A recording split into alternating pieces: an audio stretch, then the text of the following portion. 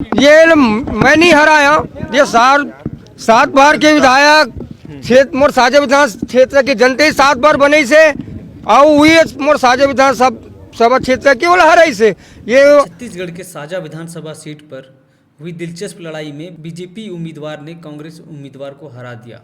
हैरानी की बात यह है कि कांग्रेस पार्टी से 7 बार के रहे विधायक रविंद्र चौबे का मुकाबला पहली बार चुनाव लड़ रहे ईश्वर साहू से था।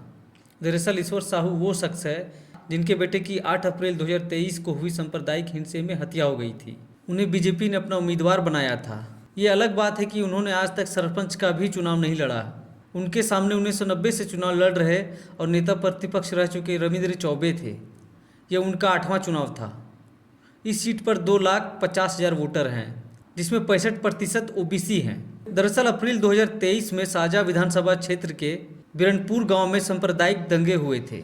मीडिया रिपोर्ट के मुताबिक स्कूल से मारपीट से शुरू हुई घटना सांप्रदायिक दंगों में बदल गई।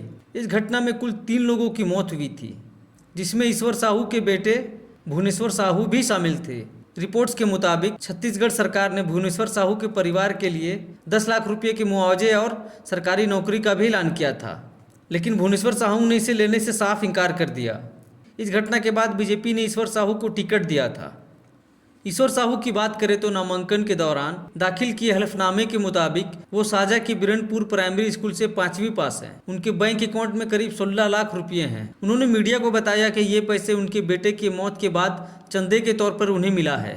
वित्त वर्ष 18-19 से लेकर 22-23 तक उन्होंने ITR फाइलिंग में 17,000 रुपये से लेकर 22,000 रुपये तक की आय दिखाई है। हलफनामे में उन्होंने खुद को मजदूर बताया है। उन्होंने एक स्थानीय चैनल को दिए गए इंटरव्यू में बताया कैंडिडेट लिस्ट में आने से पहले बीजेपी ने उन्हें चुनाव लड़ने का प्रस्ताव दिया था, जिसे शुरुआत में तो उन्होंने नकार दिया, लेकिन फिर सोच विचार करने के बाद उन्होंने इस प्रस्ताव को स्वीकार कर लिया।